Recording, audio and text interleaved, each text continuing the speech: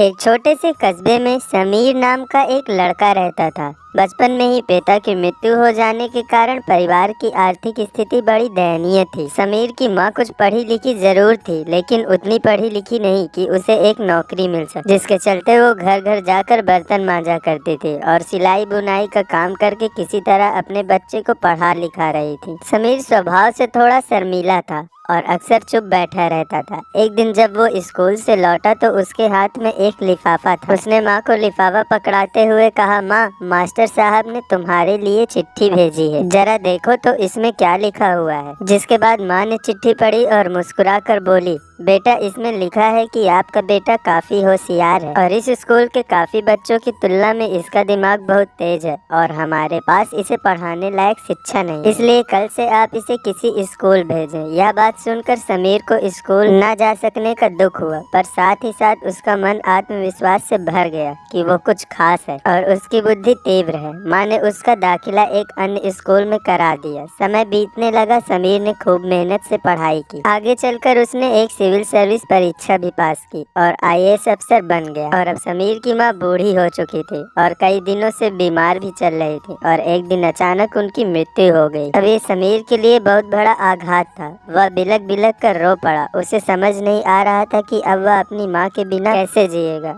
रोते रोते उसने अपनी माँ की पुरानी अलमारी खोली और हाथ में उनकी माला, चश्मा और अन्य वस्तुएं लेकर चूमने लगा। उस अलमारी में समीर के पुराने खिलौने और बचपन के कपड़े तक संभाल कर रखे हुए थे। समीर एक एक करके सारी चीजों को निकालने लगा और तभी उसकी नजर एक पुरानी चिट्ठी पर पड़ी। दरअसल ये वही चिट्ठी थी जो मास्टर साहब ने उसे 18 साल पहले दी। नम आंखों से समीर उसे पढ़ने लगा। आदरणीय अभिभावक, आपको बताते हुए हमें अफसोस हो रहा है कि आपका बेटा समीर पढ़ाई में बेहद कमजोर और खेल कूद में भी भाग नहीं लेता। जान पड़ता है कि उम्र के हिसाब से समीर की बुद्धि विकसित नहीं हो पाई है, अतः इसे अपने विद्यालय में पढ़ाने में हम असमर्थ हैं और आपसे निवेदन है कि समीर का दाखिला किसी मंद बुद्धि विद्यालय में कराएं अथवा खुद घर पर रखकर इसे पढ़ाएं। सादर, प्रिंसिपल। समीर जानता था कि भले अब उसकी माँ इस दुनिया में उसके साथ नहीं रहे, पर वो जहाँ भी रहेगी उसकी ममता का आशीर्वाद सदा उस पर बना रहेगा। दोस्तों, ये कहानी आपको थोड़ी भी अच्छी लगती है तो वीडियो को लाइक और चैनल को सब्सक्राइब कर लीजिएगा,